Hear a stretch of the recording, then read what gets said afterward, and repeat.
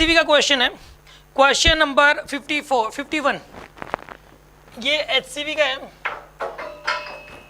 HCV volume 2, ठीक है, chapter number 29 और क्वेश्चन नंबर 51। क्वेश्चन नंबर 51 देखो, HCV का हर क्वेश्चन आप जो ना उसको क्वेश्चन मत समझें, आप उसको थ्योरी का एक पार्ट समझें, ठीक है ना। ये थ्योरी का ये कॉन्सेप्ट समझें आप इसको, क्योंकि अगर आपने HCV के सभी क्वेश्चंस को कर लिया तो मैं कंफर्म कह दे रहा हूँ आपका पेपर का हर क्वेश्चन HCV किसी न किसी क्वेश्चन से रिलेट हो जाएगा, ठीक है ना। तो HCV करना मुझे लगता है बहुत ज़रूरी है।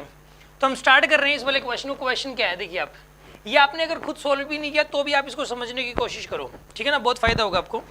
क्वेश्चन ये है, a block of mass m having a charge q is placed on a smooth horizontal table and is connected to a wall through an unstressed spring of spring constant k as shown in the figure। Question में ये बोला कि एक नीचे smooth surface है ये, ठीक है ना।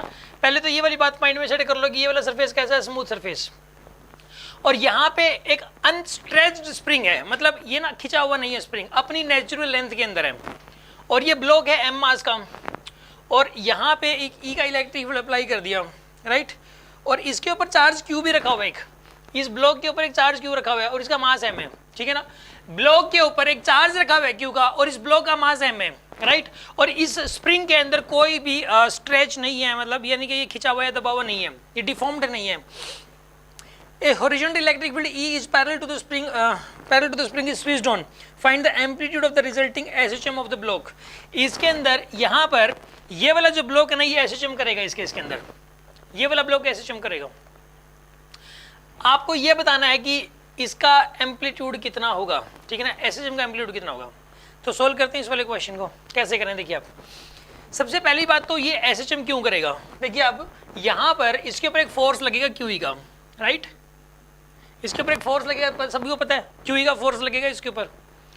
तो अगर इसके ऊपर QE का फोर्स लगता है तो ये ना एक केस SHM का ही केस बन गया कि अगर एक स्प्रिंग मास सिस्टम अपनी नेचुरल लेंथ के अंदर है और अचानक एक F नोड का कांस्टेंट फोर्स लग जाता है, F नोड का, मतलब मैंने आपको ये बात बड़ी अच्छे से बताई हुई है, और जिसको नहीं पता वो माइंड में एक्सेप्ट, इसको माइंड में सेट कर लो इस बात को कि अगर यहाँ पे एक स्प्रिंग रखा हुआ है, जैसे ये वाला ब्लॉक यहाँ पे है और शुरू में ये अपनी नेचुरल लेंथ के अंदर, और अचानक किसी ने F नोड का फोर्स लगा दिया और नीचे वाला सरफेस स्मूथ है और ये A पोजीशन थी, ये मतलब यहाँ पे नेचुरल पोजीशन में था पहले, अचानक F नोड का कांस्टेंट फोर्स लगा दिया, F नोड की वैल्यू कम ज़्यादा नहीं हो रही है, F नोड की वैल्यू फिक्स है।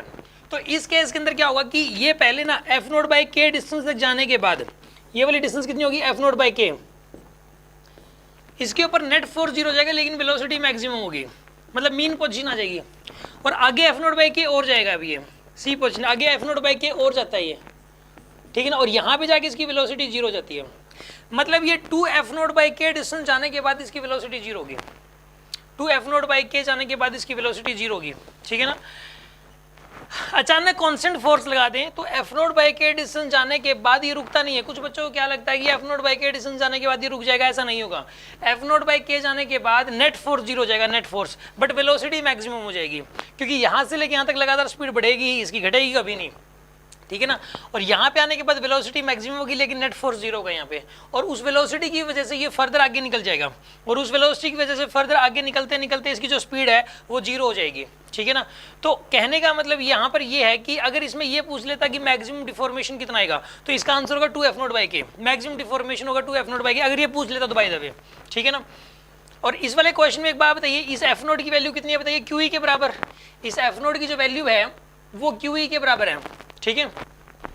तो यहाँ पे क्या होगा बताइए, ये वाली नेचुरल पोजीशन है तो ये वाली B पोजीशन है जैसे यहाँ पे, तो QE के ये वाली जो लेंथ होगी QE डिवाइडेड बाई K, इतनी लेंथ जाने के बाद तो इसकी वेलोसिटी हो जाएगी मैक्सिमम और नेट फोर्स हो जाएगा जीरो, और फिर अगली QE K बाई डिस्टेंस जाने के बाद इसकी वेलोसिटी जीरो हो जाएगी यहाँ पे, ठीक है ना।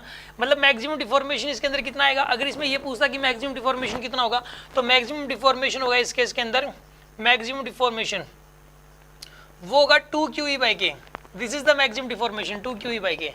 और लेकिन इसने पूछा है एम्पलीट्यूड, यहाँ पर एम्पलीट्यूड पूछा है, तो देखो यहाँ पर तो ये मीन पोजीशन है, ये राइट एक्सट्रीम है और ये लेफ्ट एक्सट्रीम बन जाएगी, ठीक है ना। जब अचानक कांस्टेंट फोर्स लगा देते हैं तो जिस पोजीशन पे आपने कांस्टेंट फोर्स लगाया है वही वाली पोजीशन यहाँ पे इस केस में लेफ्ट एक्सट्रीम बनेगी, ठीक है ना, यही एक एक्सट्रीम पोजीशन बन जाएगी यहाँ पे, ठीक है। तो इसके अंदर साफ साफ दिखाई दे रहा है कि इस केस में एम्पलीट्यूड कितना होगा एफ नॉट बाई के, तो इस केस में एम्पलीट्यूड कितना हो जाएगा बताइए, एम्पलीट्यूड इस केस में जो एम्पलीट्यूड हो जाएगा वो हो जाएगा क्यू ई डिवाइडेड बाई के, ये एम्पलीट्यूड हो जाएगा, ये मैक्सिमम डिफॉर्मेशन हो जाएगा, ठीक है ना।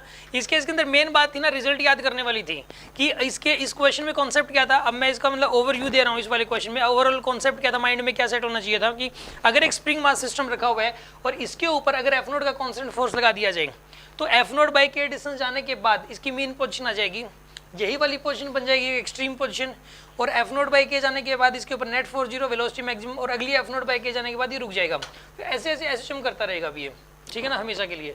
और एफ नोट बाई के का एम्पलीट्यूड हो जाएगा और maximum deformation to F naught by K का हो जाएगा। यानी कि रिजल्ट बेस्ड क्वेश्चन था। अगर आपको इन्फॉर्मेशन लर्न है, ये वाली एक रिजल्ट लर्न है, बेसिक पॉइंट बेस्ड था, बेसिक पॉइंट में ये वाला पॉइंट दिया हुआ है, अगर आपको वो याद है तो ये वाला क्वेश्चन हो जाएगा, ठीक है।